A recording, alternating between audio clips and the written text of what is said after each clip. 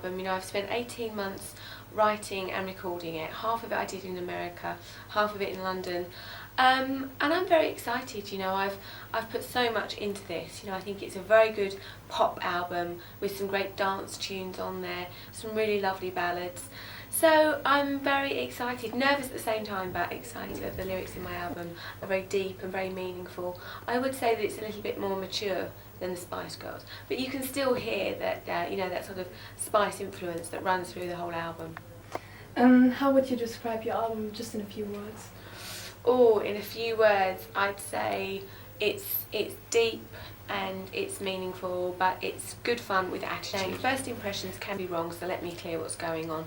I think because of what's in the press, people do have an impression of you. People do have preconceptions.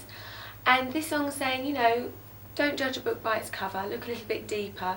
Maybe things are different to how they look. You know, I figured that this is a good starting point for me with my album because it's a good pop song. It's up-tempo, it's an introduction really. I actually feel that a lot of that pressure has been taken off because for a long time people have been saying, Victoria Beckham, can she sing, can she write songs, what is she going to do?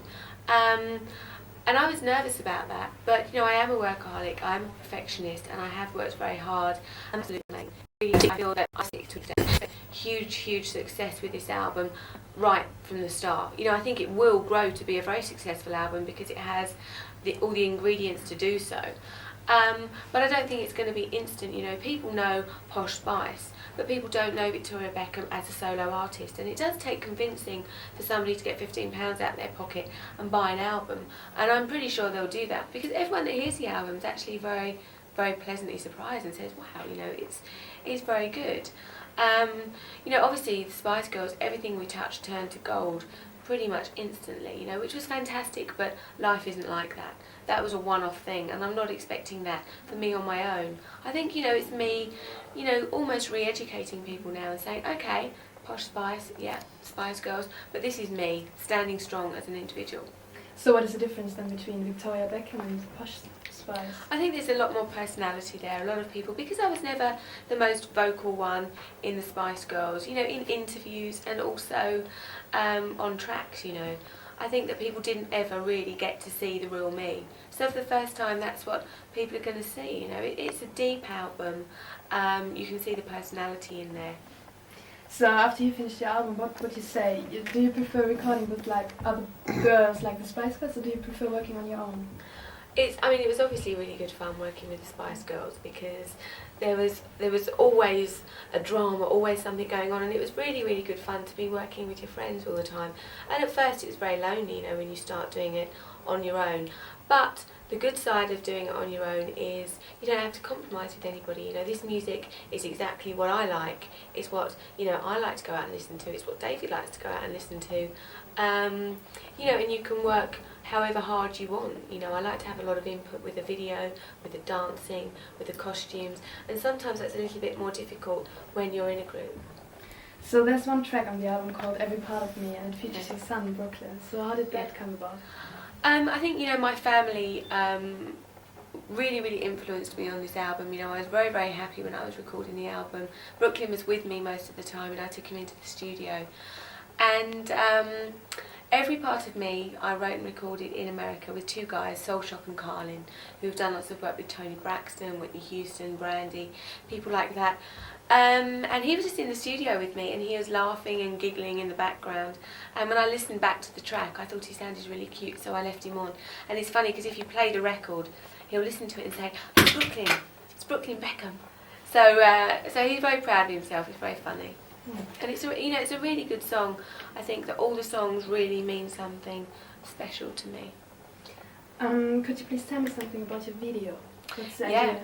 The video, I came up with the idea for the video with a director called Jake Nava, who we worked on with the True Steppers that I did last year, and also he did the video for Holler and Let Love Lead the Way.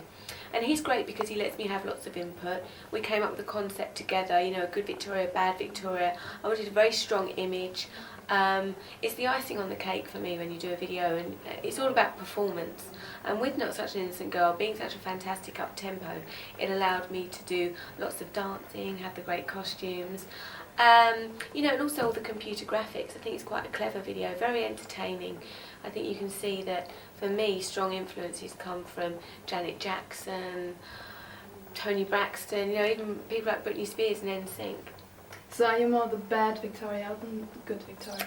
I'm a bit of both. A bit of both. I think most people have a split personality, so I'm definitely a bit of both. But rather than a good Victoria and a bad Victoria, it's just showing the different sides in a person's personality, and also it's a bit about the preconceptions that people do have of you.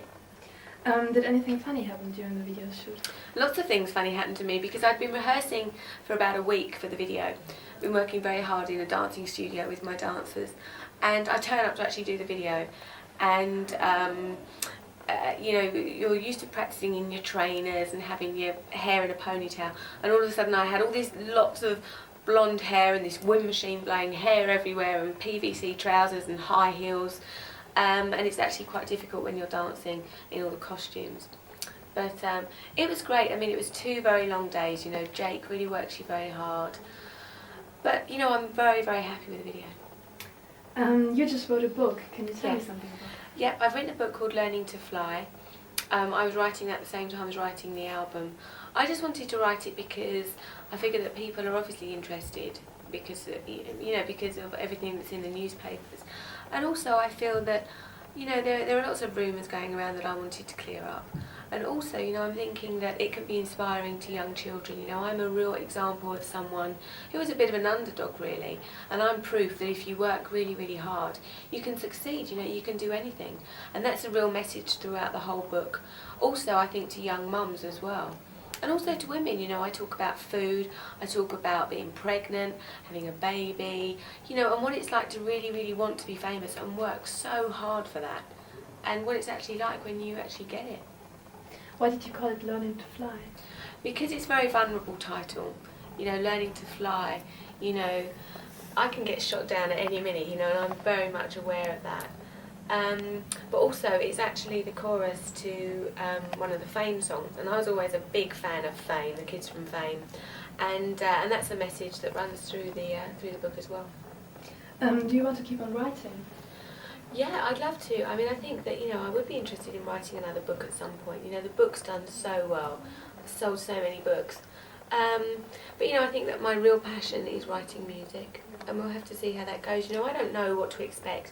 I don't know who my fans are, how old they are, how many of them there are. I really don't know. So this is going to be, you know, a learning experience for me. This is something very new, which is why I'm saying I'm not expecting it to happen instantly, but I think that the more tracks that people do hear off of the album, the more people are really going to see me. You've got a great website where fans can walk through your castle. How much have you been involved in that? I've been really involved with the website. You know, in England lots of people call our house Beckham Palace. You know, it's all very funny, very tongue-in-cheek.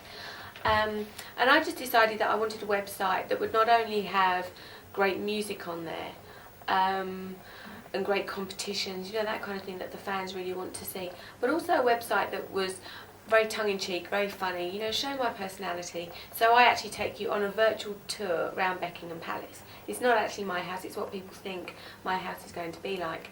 And it's been amazingly successful. You know, I think in the first 4 days, 11 million people logged onto that website, which is, you know, which is unbelievable. There's something on there for the children. You can go into Brooklyn's room and play on the computer games, but you can go into my bedroom and there's fashion tips. There's an interview with my makeup artist, hairdresser, stylist. So it's really, really packed with lots of great stuff. Good video footage, great competitions.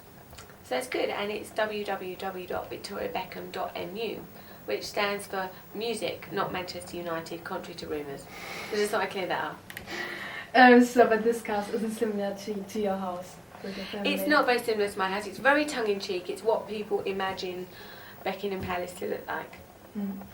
Yeah, that's fine. What are your next future plans? Future plans? I don't know. I mean, as I said, I really don't know what to expect. I'd love to think that maybe I could tour at some point. But, you know, the fans are the only ones to decide that. So if the demand's there and enough people buy the album, then hopefully I'll be putting on a really good show for you. Have you already planned a second single? Yeah. Which one will it be? I think I know which it is, but I'm not going to say it because it's not totally decided. I mean, we're in a really good position. You know, there are at least seven big singles on that album. You know, I think with lots of albums, the artist would release the strongest single, and then it gets weaker and weaker and weaker. Whereas I didn't want to do that. Not Such an Innocent Girl is a really good pop song, but it's not the best song on the album. So hopefully I'm going to sort of like build up my strength throughout the whole album. So I'm looking forward to it. You know, I want to do more live work as well at some point. Have you planned like a second baby or something? Not just yet. You know, I think I've worked so hard on the record and also the book that I really want to promote that, get that done, get that out there, and at some point have another baby, but not just yet.